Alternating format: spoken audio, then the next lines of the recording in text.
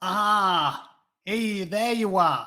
There you are. Welcome, ladies and gentlemen, to the BBC Spews, the internet's best, badly put together hodgepodge. In fact, no, it's not, is it? This is this show coming here now on the 6th of April, 2022. This show serves to illustrate that the Angry Bootneck has bigger balls than Andy McNabb, Julius Caesar, and fucking Genghis Khan put together, because the Angry Bootneck doesn't straddle the battlefield like a mighty colossus any longer. But the Angry Bootneck, every day, for your viewing pleasure, sits there with steely-eyed determination and reads the fucking BBC News. Now, I think that makes me more of a man than any pissant soldier that merely stares death in the face and spits in his eye. Have you tried reading the BBC News? Oh, it's tough. I'd rather lower myself onto a particularly large cactus whilst masturbating. It's fucking horrendous. I tell you, it's hard work. It's hard work. Oh, yeah, almost as hard work. It's getting 10,000 subs on this ridiculous woke platform. So, yeah, we got there in the end with all the speed of a sick pig, a striking slug. We crawled across the finish line. Get in. Thank you, you sensible, wise people in the chat. I've said this to someone this morning. Yeah, see, Sadwings knows he can barely stand me doing it, and I, cut out a lot of the nonsense. Even the headlines are bad enough. You've got to be a steely-eyed, one-fingered dealer of death to sit through the BBC News website. It's hard fucking going. It's hard going. But yeah, I'll tell you what, 10,000 subscribers, you sensible people that were here for the early days, I will remember you. In a couple of years' time, when I've hit the big leagues, right, and I'm presenting Channel 4 News, because you've all heard, I'm sure, Channel 4 News is basically going to lose its taxpayer funding. So I reckon in a couple of years' time, when Channel 4 News have basically gone bankrupt because they peddle pure communist filth to a nation that has zero interest in that toxic, murderous, fucked up ideology. When Channel 4 basically ends up going almost bankrupt, I think they'll all get around the boardroom and they'll go, why does nobody like us? Why does nobody advertise with us? Why has GB News just appeared from nowhere and they've got better ratings than us already? Why? Someone, at least one of them, the clueless fuckknuckles sat round that desk, one of them will manage to put it together. It'll be like a collective IQ, and someone will go, maybe it's because we don't represent the general public, the people that are supposed to watch the television. Maybe it's because we represent 1% elite, woke, what's that polite word again? Cunts. We only represent those people, and maybe we should start doing normal news that normal people like to listen to. Bus drivers and window cleaners and bricklayers and plumbers and van drivers. And then I think Bootneck will ascend to the very top and be invited to have his own show, like Kathy Newman. Or not. Let me have a quick look at the chat anyway, seeing as I haven't done that for a while. Thank you, all my moderators, Kate, Sadwings, and Ragnar. He's in because the fucker's always here. Frankly, I think he needs to go outside for a walk every now and then, but who cares? If his arse is welded to the chair, that means there's always going to be someone on hand to throw any unhinged communist activists out of the fucking building. So, well done to him. Morning to Jeff, Hugh, Kirky, Sam, Kate, I've obviously already mentioned, Usky, Scouse Obi, Johnny Hunter, Kev Wright, Gal Burton, Dave Mitchell. Everyone can't get a fucking. There's loads of yous now. See, now I'm over 10k. All the hangers on are coming out. I'm kidding. I recognise all of you fuckers still. Trent, Ginger Mongoose, Julie Clark, Two Tone, Davy Pets, Blue Van Man, of course. How you doing? Paul Palmer, Shiners, Jimmy Ray. One of the few Geordies that actually has a brain, has a brain that works properly. Winston Smith, Matty Nung Wankbo. Matty Nung Wankbo repurposed my fictional Nigerian politician's name, but I'm glad to see it's been put to good use. Jim Blob, Ralph Cray, Phil Hewitt, Nurgles, Left Tentacle, Stevie On, everybody else, Stiff Chocolate, Ted England, Gone Wrong Doll. Anyone I've missed? Tough Titty. Oh yeah, the Baron Flight's Culpability. I haven't done any drawing of late because I've still got, if you can see my slightly bent finger, still got a slightly bent pinky, and drawing is uncomfortable. So I think I'm going to be a few weeks off the drawing board with that until it gets back to normal. Apparently, it's a quite common injury called mallet finger. Normally, you get it from catching things like baseballs or basketballs. I got mine obviously as a result of a UDI. That's UDI, not UTI. I told someone in the pub this, and they were like, urinary tract infection. And I said, no, UDI. That's an unidentified drinking injury. It's got nothing to do with my genitals, which is a rarity on this channel. I'm not talking about genitals. I'm talking about my pinky. And yeah, so I haven't been drawn for a while. It's a little bit bent. I'm hoping it'll just sort of fix itself now that I've had it splintered for a couple of weeks. Anyway, so yeah, I'll do some more drawing and I'll have another prize giveaway when I'm back to the drawing board. Oh yeah, that reminds me. LZ, if you're watching, LZ, I know this sounds really weird, but LZ won my last giveaway. And then I sent him it and I went on Subscribestar to see that he got it all right. Sent him it about a fortnight ago and he's totally disappeared off my page. So I don't know, and I'm definitely assuming I'm not this cynical. Surely he didn't sign up for cynically sign up just on the slim chance of winning a piece of dog shit art. So I'm assuming LZ has accidentally deleted it because he did send me his home address, and I'm assuming he went to delete that message and has promptly removed himself from my page. So I can't message him. And I don't think he's in my subscribers anymore. LZ, if you got the art, let me know, because I just wanted to check that you received it all right. I even drew a nice picture and some artwork on the envelope, which Davey, who was my last winner, Dave Palmer, can confirm. When I get killed by a communist or drink myself to death, they might be worth some money. So you should probably keep onto them. So right, he sold it to the Tate and retired. Hey, see, Ralph's joking there. He sold it to the Tate and retired. Have you seen what they put in the Tate? I know I'm not the best artist in the world, but surely my scribblings are better than an unmade bed. What's that silly fucking bint called who put the unmade bed in the Tate? Again, this is general knowledge. I know it, or I did know it, for a long time. Tracy Emin. There we go. Didn't need to Google it. Tracy Emin. You can't tell me that a crusty unmade bed with pubes and spunk stains on the pillowcase is a better piece of fucking art than Bootneck scribblings. I mean, for starters, what would you rather put on your wall? A shit cartoon or a crusty pillowcase with jizz on it? So I think I've won that one. Where can I see your art? Philip, it's everything on my channel I drew, including obviously this Bootneck up here. I've got loads.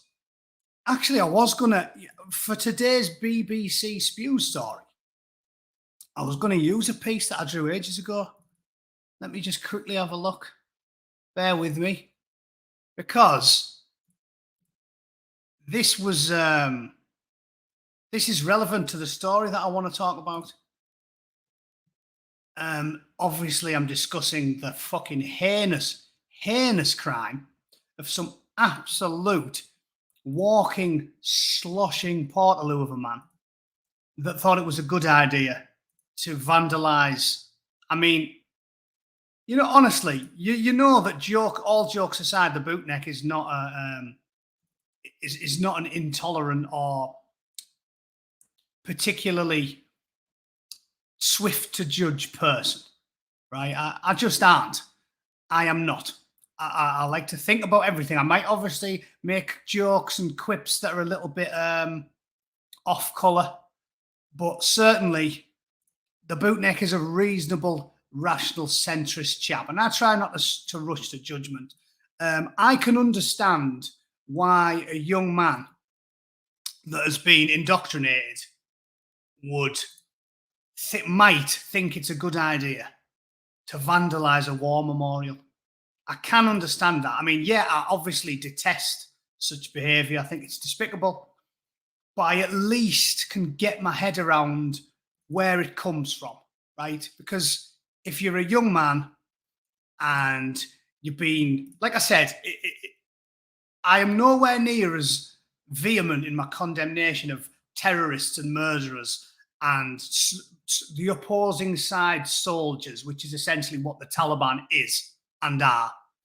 I'm nowhere near as vehement against them as you might think I am when I'm making a quip or having a laugh and a joke. I understand where that comes from because we do all get indoctrinated in our own way. Certainly, I'm sure I got indoctrinated to some degree by the military. I mean, fucking hell. I've said that many times. The reason why I'm such a good employee is because I'm a bootneck. You know, I don't take the credit for me being a good employee. I give the credit to Corporal Wildgoose and Corporal Holland and Smudge Smith and all those corporals and the Sergeant Bridson who beasted me senseless. And basically, in the first sort of 15 weeks of my training, turned me from a civilian into a bootneck and really put that thing in you where you don't just do something because you're doing as you're told. They really do a good job of explaining this to you in the car, right? You do something to the best of your ability because it's a point of pride. You don't want to show yourself up. You should be, even if I'm streeping a sweep, even if I was a street sweeper, I would sweep the fucking street, sweep the street so you could eat your fucking dinner off it. Because I want to be the best when I'm doing something. Yeah, it might be a little bit of machismo as well, some sort of like that sort of competitive nature that they give you. But you want to be the best. And also, you don't want to shame your corps. And with me, I honestly do put all the credit with the Royal Marines and the people that train me because every job I've ever had, and I'm not practicing any false modesty and saying I'm not that good. Every job that I've ever had, I've excelled in.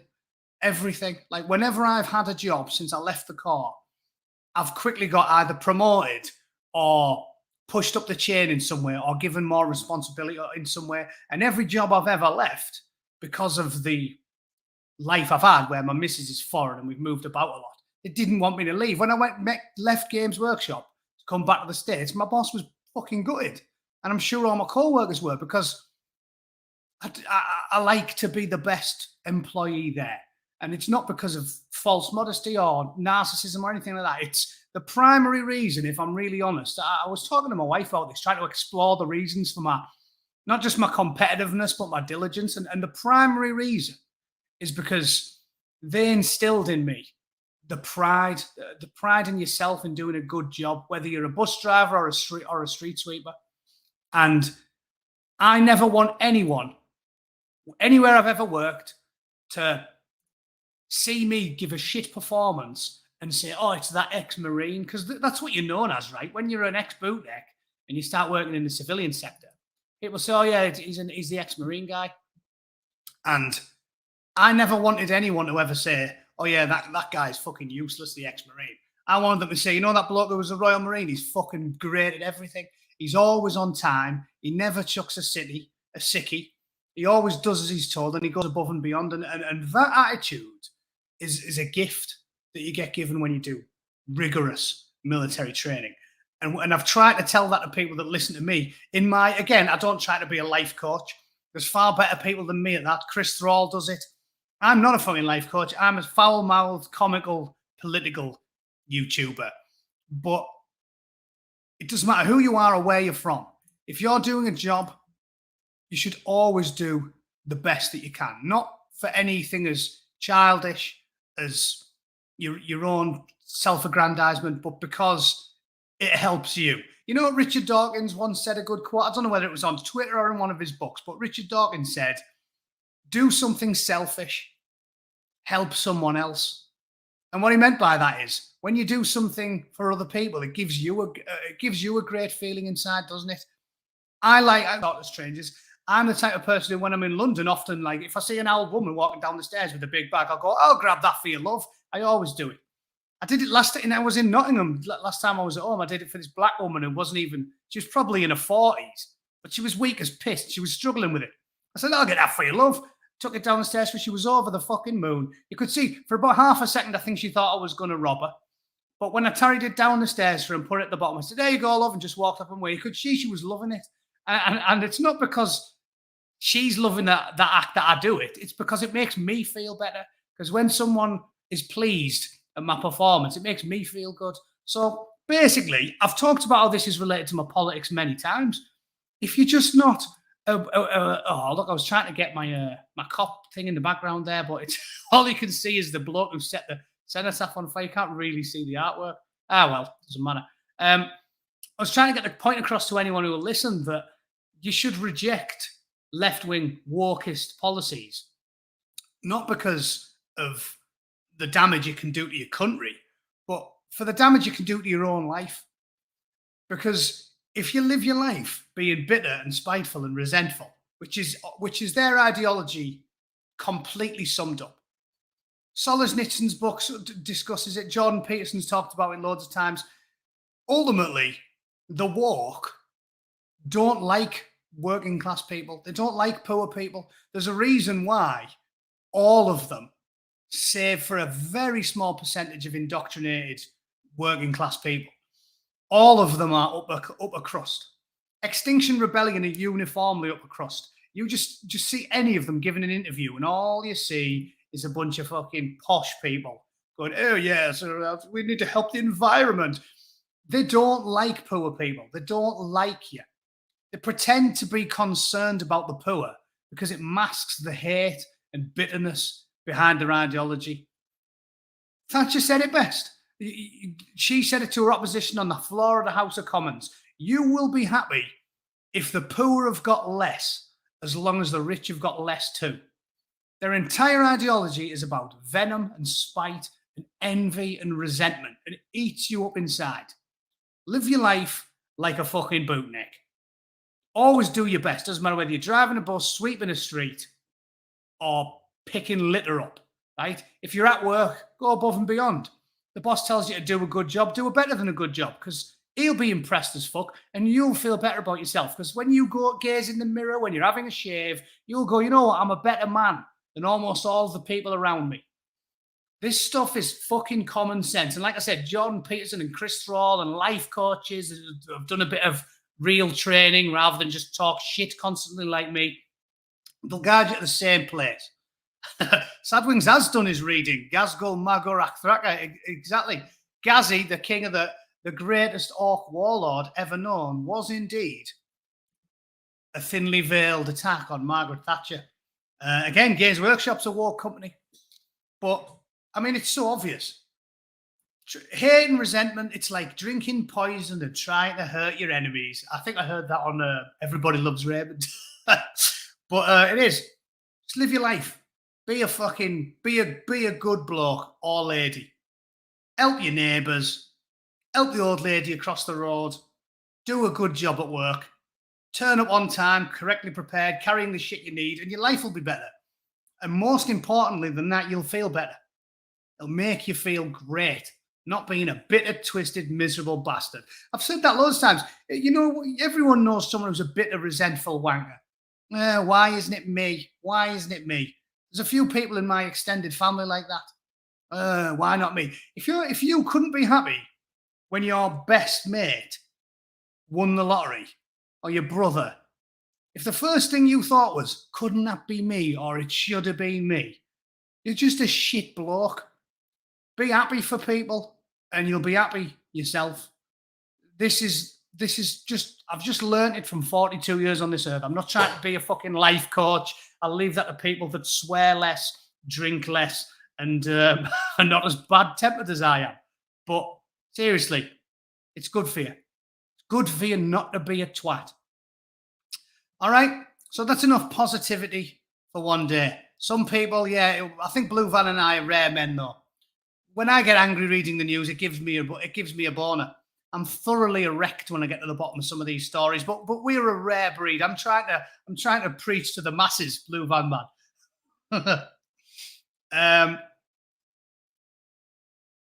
Let's get on the news, shall we? Fuck it. Answer my art. I can't really show you it. Streamlabs doesn't apparently give you the ability to just pop photographs up. You can have background music.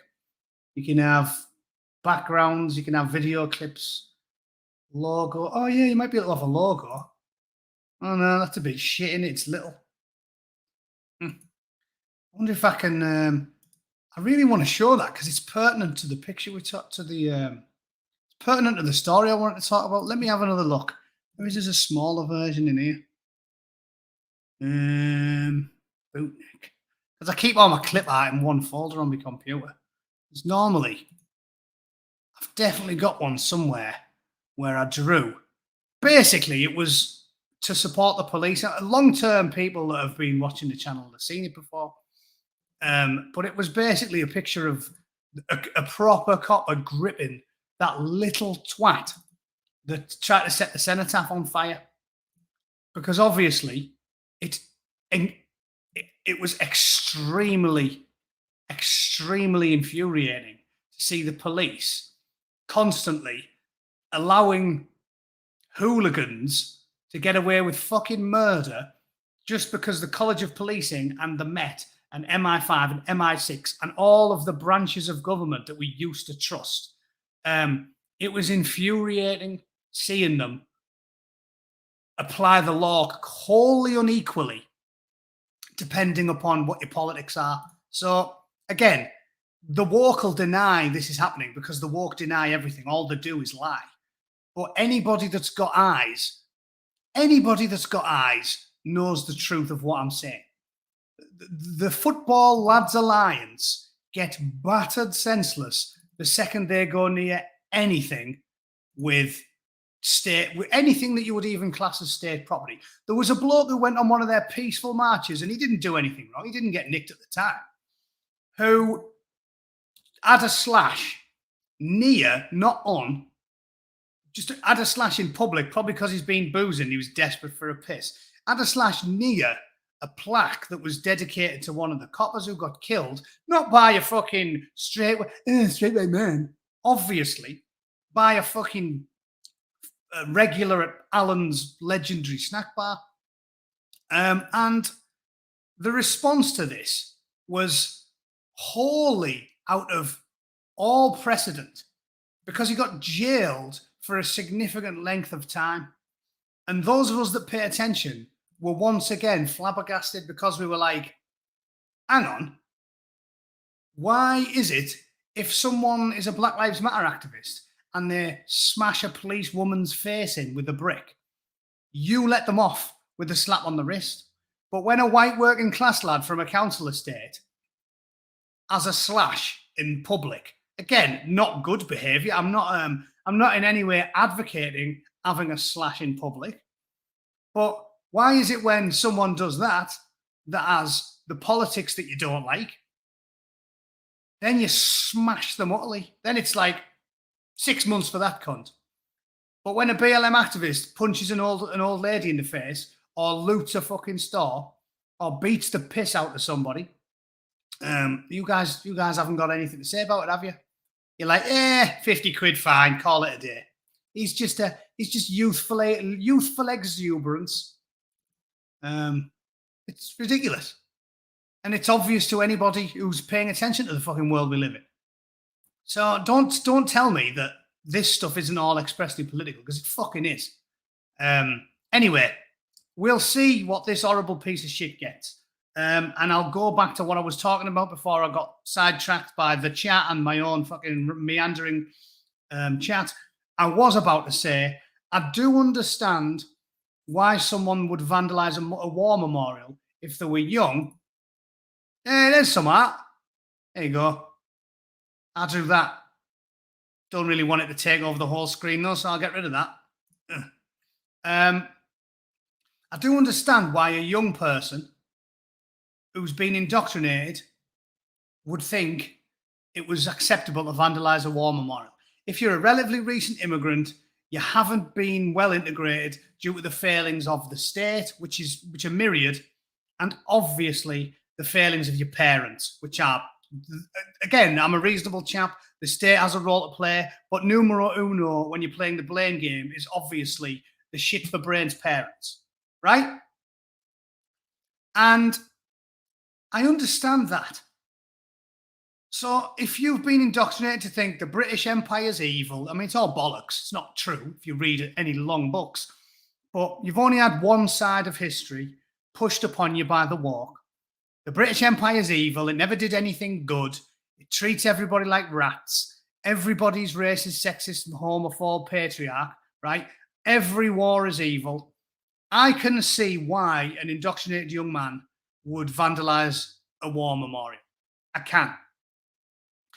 And I would have some sympathy for it if the judge, if the lawyer made a good case and said, he's young, he was indoctrinated, he only knows one side of history. I would have some sympathy that I would understand it. And leniency is how you reintegrate people back into society. But why any sloshing portaloo, a human fucking toilet of a man, would vandalise the Manchester Arena bombing memorial blows my fucking mind. Because it wasn't memorialising any foreign wars. It wasn't memorialising young British Tommies. It wasn't memorialising some ill-fated foreign war where we were promised there was weapons of mass destruction, and in actual fact, there was more weapons of mass destruction under my granny's fucking fridge in Middlesbrough.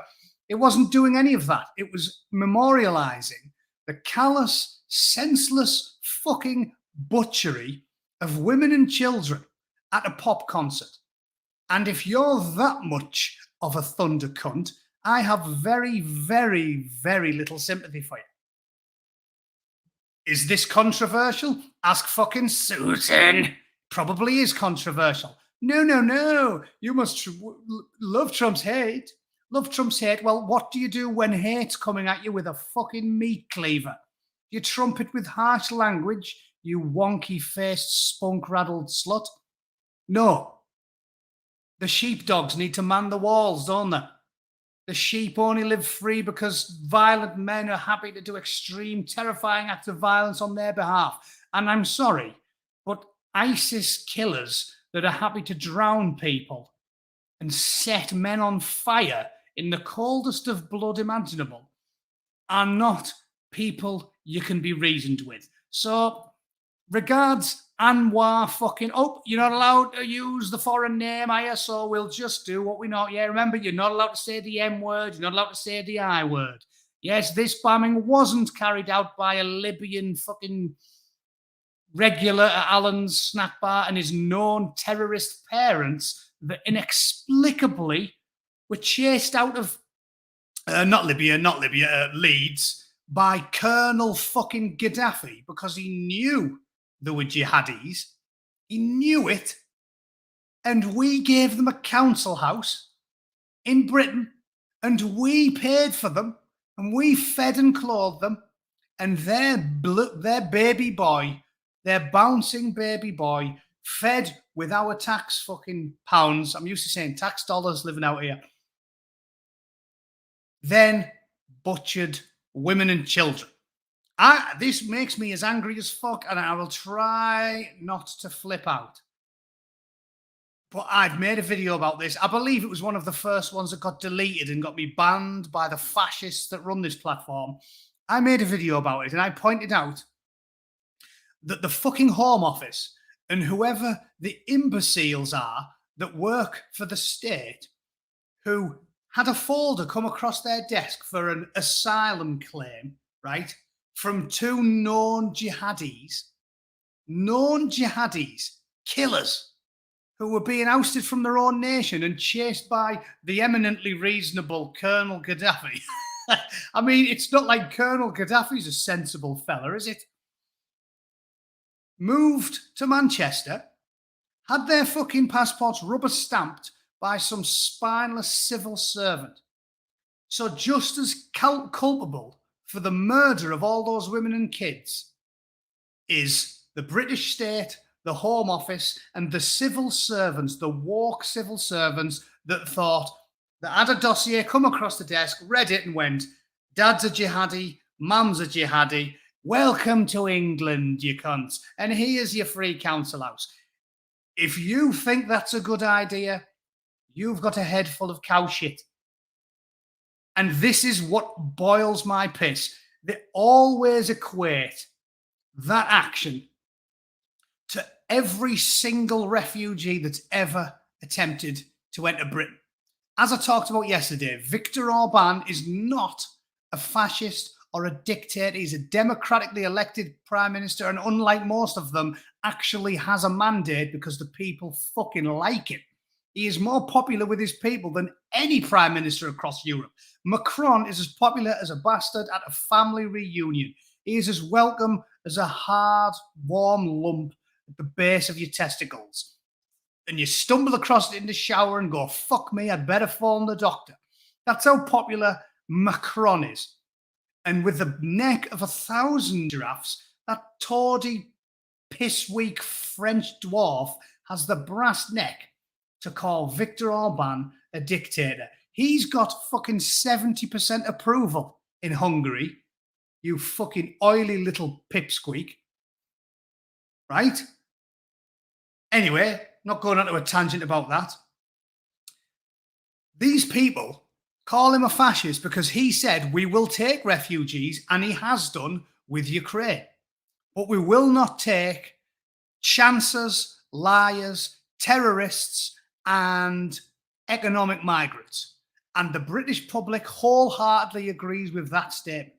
Those four groups, if we put it to a referendum and we said to the great British public, should we accept immigration people as asylum seekers if they are known liars, known jihadis, known fraudsters, or economic migrants? And the great British public, I fucking guarantee you, the results of that referendum would make the Brexit one look like a cakewalk. I don't know what the percentage would be, but I reckon it would be 80%. 80% of the great British public. You'd probably get 10, 15% of the shit for brains, Green, Plaid Cymru, SNP. Well, we all know what that is. Watermelon. That's watermelon communism, isn't it? The SNP and Plaid Cymru, they present it as, oh, we just care about the environment. But really, scratch off the green skin, it's fucking deep red inside. 75% of the British public would surely vote for that. So he has a mandate to not let in fraudsters and liars and crooks and economic migrants. Our government doesn't have a mandate to let in fraudsters and crooks and economic migrants. However, let's not go on a tangent. I'll finish the story. So the Manchester bombing was caused by the Home Office, by the civil servants, by the jihadi themselves. But they take less culpability because the first two should have stopped this in its tracks. Two known fucking killers should never have been given a council house in Manchester. So let's put that poison pill where it lies. The blame lies almost entirely with the fucking state and the fucking degenerate pill-popping sex pests that run the British nation, right? However, back to the story at hand.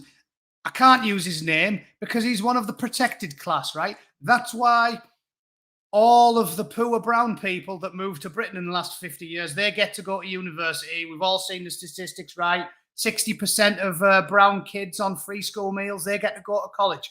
4% of white lads from council estates do. We all know the numbers. However, protected class, so I will use the name Alan.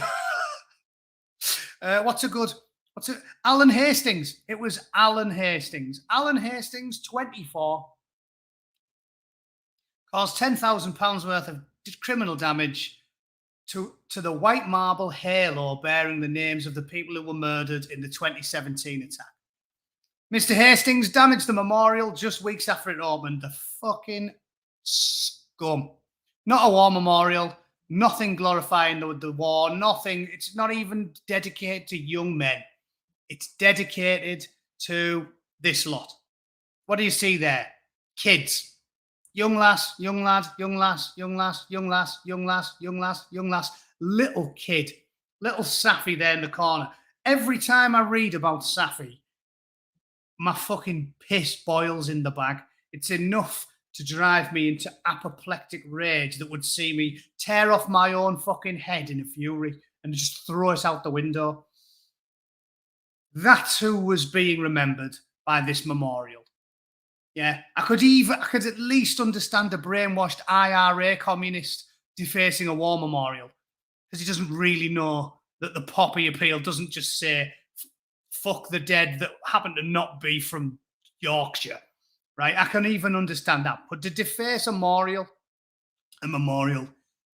primarily directed at women and children is probably the most despicable fucking thing I've ever read. And I don't know what else to say other than this fucking oxygen thief we should use any and all means at our disposal to get this walking toilet either in prison for a very, very long time, and this is an important one, if he wasn't born in the UK. I don't care if he came over when he was 3. Normally, I'm not that harsh, but in this instance, I'm willing to make an exception. If he wasn't born here, he should be on the next bastard bus to wherever the fuck festering shit pit his clearly awful parents hail from.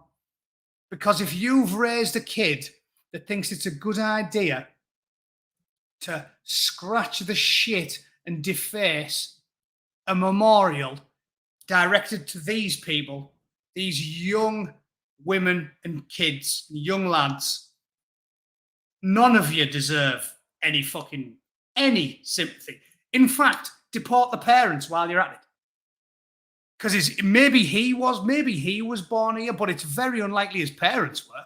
Because, again, as we all know that have read the history books, that have read the 1991 census, and unlike the woke communists lie about history, we're aware that Britain was 99% ethnically homogenous as late as 1945.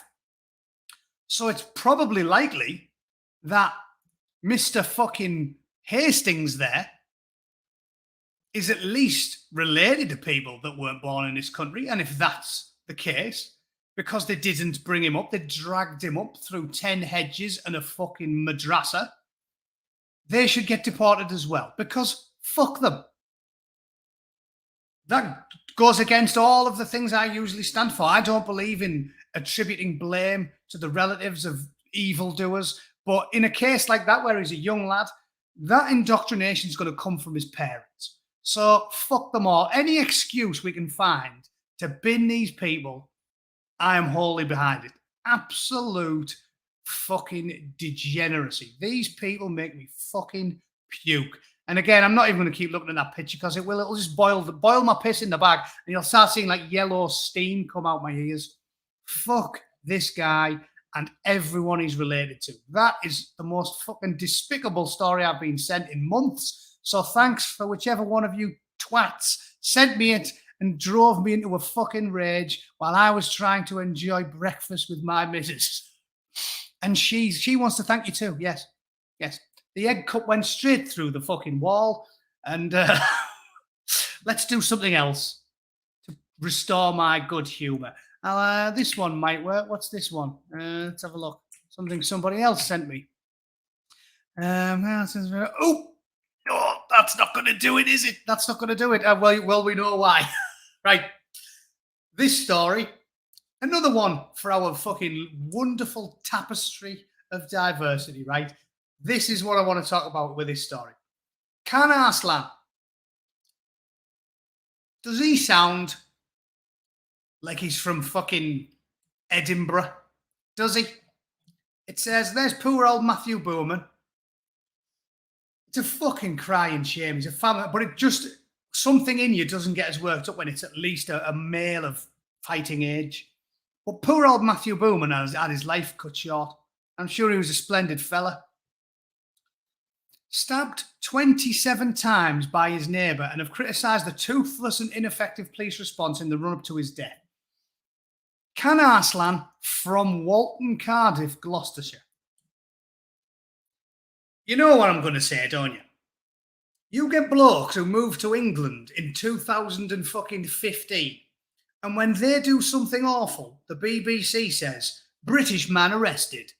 You've seen it time and time and time and time and time again. I don't know exactly where Can Arslan, Tubby fucking Tin Can, is from. Anyone else read that book when they were a kid? If anyone can, Tubby Tin Can. Tubby fucking Tin Can there doesn't sound to me like he hails from Gloucestershire. There was some strange named lads in my school. There was the occasional, although no, I was going to lie and say Tarquin. I went to school in Middlesbrough. There was nobody called Tarquin. I've heard of English people called Tarquin. Yeah, occasionally you get a weird triple-barreled one, usually rich, Hugo Pottersby Smythe or some such. But I've never once heard of an Englishman called Can Tubby fucking Tin Can. I want to stop repeating his name because probably get me flagged for something logical. So Tubby Tin Can there doesn't sound like he's a native of Gloucestershire to me. Definitely not. So this is probably, just like the last story, something we can lay at the blame of the fucking Home Office and the Prime Minister, numerous Prime Ministers, and the European Union, and this wonderful tapestry that we call the raging clusterfuck that is the modern world. Modern Britain is a fucking swamp, and we all know it, right? And large amounts of it are due to our terrible leadership and our immigration policy, which seem to be don't do a background check anymore, don't check into the fucking private life anymore, don't check the finances, don't check the health, don't check the mental health, don't check the physical health. Fuck it, they've got AIDS and TB, let them in, you cunt. Do none of that. Just open the floodgates because Fatty Merkel said so. That essentially seems to be our modern immigration policy. And as you can see from the last two stories, maybe, just maybe, just maybe, whether it's scraping children off the walls of the fucking Manchester Evening News Arena or digging the fucking shrapnel out of some poor bastard called Matthew Bowerman, this is what you get. So I don't know where Tubby fucking Tin Can is from, but let's finish the story before I have a stroke.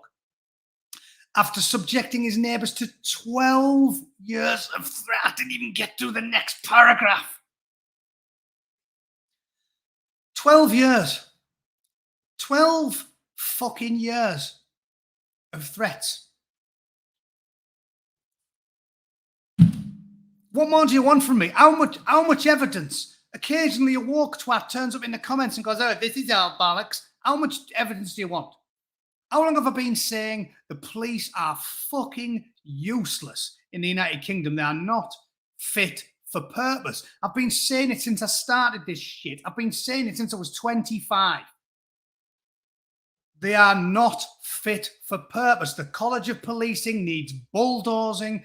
50% of the forces need to be fucking slung out on the rear. Lawsuits aplenty need to come in. People want jailing for their fucking incompetence and corruption. We need to go through the British police like a dose of salt. The American police isn't perfect, fuck no, but it seems to at least have the ability to aggressively come down on people suspected of being a step away from doing violent murder.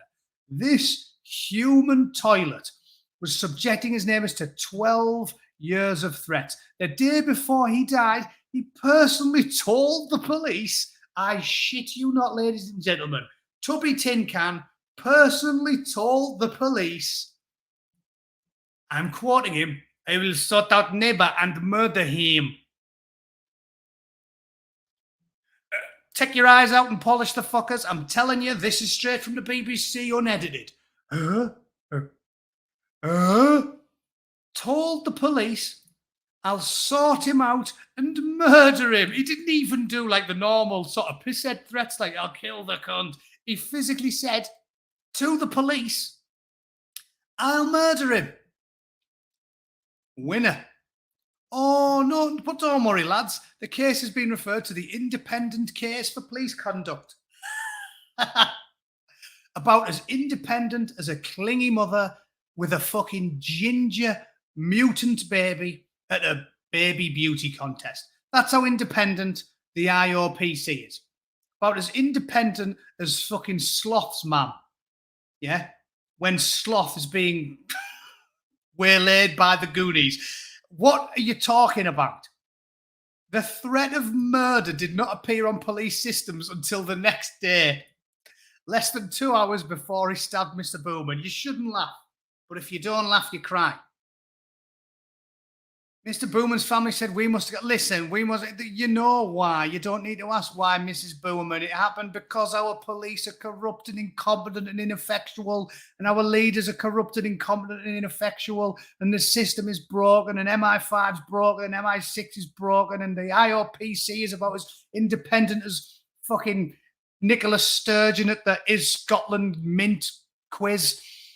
They are fucked. Britain is fucked, and the people that run it are human scum. Mistakes were made. They must never be repeated. They've been repeating them for 30 years, love.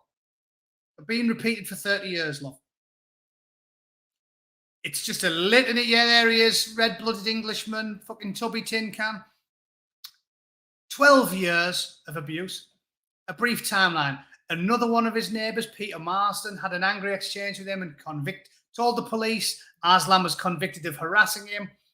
Again, the Tewkesbury Borough Council served a community protection warning from police at Arslan's address. And then again, Mr. Boone emailed the letting agent saying, please evict the man. We're at breaking point and we can't take much more of it. Then a district judge issued the civil injunction against Arslan, tubby fucking tin can there, because he's constantly threatening his neighbours. Then he takes a flight from Heathrow to I think we have a winner, ladies and gentlemen. Whoever in the chat correctly deduced that tubby fucking tin can wasn't born and raised in Gloucester. Well done. Hats off to you. You win a Fredo bar. In fact, no, fuck, I'm not getting you a Fredo bar. They used to be 5p when I was a bairn. They're about 35p now. Just something else we fucked up the economy. You can't even get a Fredo bar for cheap. So Alan took a flight from Heathrow to, we'll just put Islington. Islington, yeah. Red-blooded Englishman took a flight to fucking Islington. And then they tried to sort him out, but he wasn't at home because he was in Islington. And then an eviction hearing took place. And they said, no, we can't run a piss up in a brewery. So we have to do another hearing and another and another. Just like if you're a gang rapist and we try to deport you, and we have to have another and another and another. And you have to hang out the back of a policewoman and a nun and a fucking petrol station attendant before we can get you out after 12 hearings and fucking 9 bouts of pussy crushing. This is the fucking world we live in. And then he arrives back in the UK from somewhere else. Devon. Then Tubby Tin Can comes back from Devon. And then he gets served with another injunction. And then he gets charged again. And then the copper listens to him tell the fucking policeman, I will murder him. It was his accent. He's got a strong Gloucestershire accent. And they thought he said, I will buy him some fruit. I'll buy him fruit. Then the police officer logged the threat, but that took fucking 36 hours because the police are fucking useless. And he had 12 tabs to smoke before he typed it into the computer. And then Tubby Tin Can stabbed Mr. Booman to death. Fucking well played, lads. Job's a good one. Fucking nice one.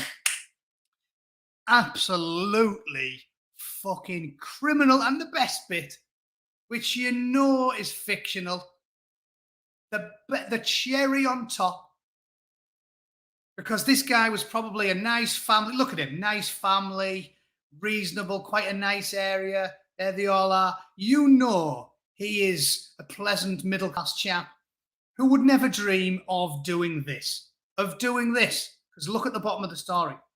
Arslan, after 12 years of abuse, made counter-allegations, accusing the Boomans of racially abusing him. And that, ladies and gentlemen, is the real crime here. A total, you can say that on a whim. This is one reason why I try not to like talk to fucking random people that'll look a little bit, what's the word I can use, swarthy, and I know nothing about. If I'm in London, because if you have any form of remonstration with them, they know for a fact, even if they're in the wrong, if he says your wife's a whore, your children are ugly, you're a cunt, and he jabs you in the mouth and you defend yourself, all he has to say to the responding Metropolitan Police officer is, oh, he racially abused me, and they will be on you like white on rice. The coppers will have you in a fucking copper lock faster than you can say, suck it, cracker. Yeah, they'll be on your fucking balls like white on rice. Your fucking hand will be touching the back, you'll be scratching the back of your own head in a copper lock in about half a second. So we all know what's going on there. And how bad's that? How bad's that? That a litany of fucking mistakes and incompetence and stupidity proves beyond any reasonable doubt that the British police are incompetent and toothless and need to be fucking scrapped. We need to go through it like the dose of salt. It's completely out of control, and it has been for decades. Peter Hitchens has said it many times. It has been for decades. I can even, if I quickly Google it, I can even give you a personal story. There we go. I found it. I put it in the name of the victim. I even finished with a personal story why this makes me so angry, and it proves how the British police have been incompetent for years. Do long-time bootketeers remember me regaling you with the story of my somewhat mental, rough-as-old boots, stabby grandmother? Well, my somewhat mental, stabby grandmother, amongst her many accolades, one time she was in Quicksave in Middlesbrough, and she came across this chap called Colin Jennison. And I remember this well because Liz was a personal friend of my family. And my cousin Lee used to go around her house all the time. I only met her a couple of times. She lived in Redcar. When I was about 12 or 13, she got murdered by her husband, Colin. I remember it because my nana fucking told me as soon as it happened. And then it was all over the news for a day or two. Liz was murdered by her husband. And it was a scandal in my family that my nana went mental about it, loads. Because she told them time and time and time and time and time again that he threatened to kill her. And he told her he was going to cut her throat. He said, I'm going to cut your fucking throat. She rang the police. Again, this is from the horse's mouth because my nana used to clean with her. She was a cleaner and my nana used to work with her. She became fast friends with her and occasionally we go around their house. She told the fucking police dozens of times he's going to kill me. And eventually they got a restraining order against him. Nana told me that the fucker rang the police the night she got murdered and said he's in my back garden. He's been peering over the fence. He's trying to get in. And they said, we can't do anything until he breaks into your house. Hung the fucking phone up. That's a true story. And that is from, 1992. So I was like 12, 13. And this story here is a service honours murder victim 10 years after she was killed. That was 14th of June, 2002. So the British police have been wholly incompetent and tied up by red tape and stupidity for fucking decades. And the story about my nan was, this makes me angry at this day. Maybe that's why I'm angry. I was angry when I was 17. Colin Jennison admitted manslaughter with diminished responsibility, stabbed her to death, and then set the house on fire. He served 12 months in prison after his barrister claimed he had a 1 in 3 chance of dying within 5 years from cancer. Mr. Jennison still lived. So this man, because Liz was a cleaner from up north, and you don't get justice when you're poor and white and working class in Britain. The only justice you get is the justice you take. If you're poor and white and working class in Britain, they hate you. If you're a recent immigrant or an ethnic minority, You can play the even Mr. Tin Can played it, the wonderful, glorious, trumps everything race card, and they'll do something about you when you're a victim of crime. But if you're white working class from up north, there is no justice. You get stabbed to death by your fucking husband, and that piece of shit gets 12 months in prison. 12 months in prison. And to exit on at least something of a humorous quip at the end. The story I told you about was my mother bumped into the cunt in quick save, and he recognised her and said, "All right, Hilda," probably wants to get on with his life, thinking, "Can't believe my luck. I served 12 months in prison for murder." And she flipped the fuck out. And apparently this is like in the middle of quick save. She's a 65-year-old woman and he's a convicted killer who's just got out of prison for murdering his wife. And my nana was like, "You fucking cunt." Like, she proper went for him in the middle of quick save, and everyone told me about it. So, yeah. Granny Bootneck took no fucking shit.